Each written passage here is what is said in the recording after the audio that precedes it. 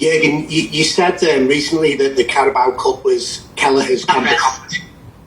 If everything is okay, fitness-wise, does he play in the final, or does that change because there's a trophy at stake? A lot of clubs would change and not reward the players who got there.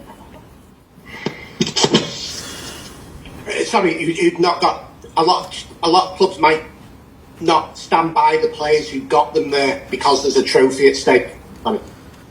Yeah, no, Queef will play. Oh, if he's fit.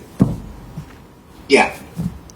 And you're thinking behind that because he helped, he's been so influential on the run. You think it's right to reward? Look, you have, as a football manager, you have to consider obviously a lot of things, and one of the things is, so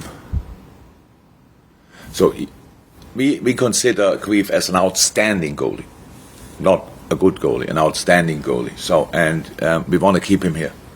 And to keep him here, and to have you need to make sure a few things. So, and there's different games he will get. If before a season you think about it, you talk about it, and it's all about performing. Of course, if he wouldn't have performed on the level he performed when he played, I would maybe see it differently. But he shows that he deserves all the trust and faith we have in him. So and that's the situation, and so. I'm a little bit surprised about the question, because not surprised, but so like I didn't think about it properly. So I might do that, but for my idea in this moment is Queef will play, but let's see until then. But I don't see any reason why we shouldn't do it, to be honest, because Queef deserves that. It's he brought the team there, and he is. Last week against Arsenal.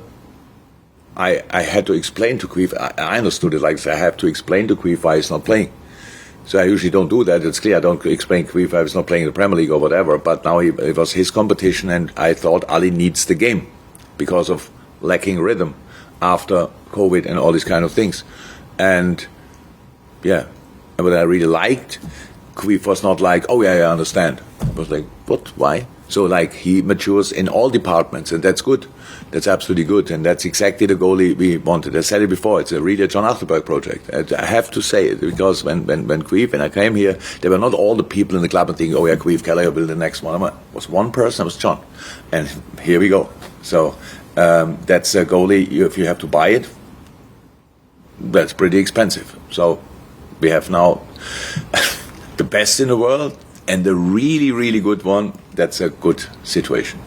Thanks, Paul. Chris Bascombe and then Chris McKenna. Apologies to the other dailies. I'm only going to take 3 in this section because obviously we've had a lot of press conferences recently. But Chris. Hi. There was an amazing stat I haven't seen since yesterday that in the last 5 years only Messi and Thomas Muller have created more goals than Trent. I mean, do you think that makes Trent just a unique player in this era? Is there any player in the world like Trent? I don't know anybody who's like Trent, who is a right back and is that decisive and influential and all these kind of things. But I heard again last night. I didn't read a lot. But when you're on the bus on the way home, like television is on, you hear people talking, stuff like this. I really don't like always when it got mentioned. Yeah, defensively he's not that good, but he's offensively that. Honestly, I thought he played outstanding well defensively last night. The little Martinelli is. We will talk about this player in the future. If he will be without injuries, major injuries, he will have a proper career. So he's really good. What he did there against him, and how he kept him busy defensively, and where he showed up, and all this kind. The package of Trent is insane. It's not that he delivers now every day. So he has to. There are still space departments where he can improve and has to improve, and we work on that. And I will not stop telling him. But yeah, the package is really interesting, I have to say, and not sure what it means in history. Still 15 years or whatever time to play and to create and to score and to learn and to improve and all these kind of things. But yeah. That's the last 5 years were a good start in a career, I would say. Thanks, Chris. And then final one from this section, Chris McKenna. I've got room for one more Sunday, but no more than that. But Chris McKenna.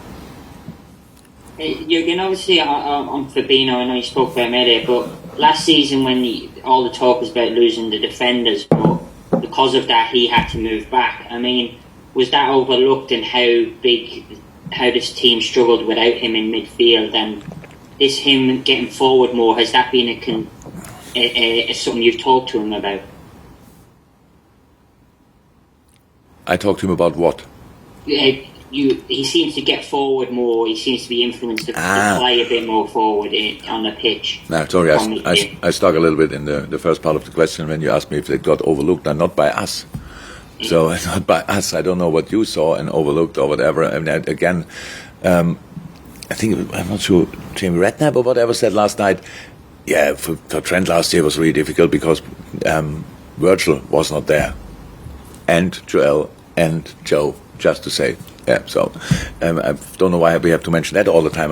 How short can be the memory with all these things, especially not for us. So yes, then we played Hendo and Fabinho as centre halves. So that's of course not exactly like it should be. I thought they did really well and we played really good games with them there, but it costs you stability, and you cannot win in the mid or long-term football games without stability. It's not possible. You can win a football game, you can win each football game because the other team hits 20 times the post and the crossbar, and you can win it, but it has nothing to do with yourself. It's just because they are unlucky.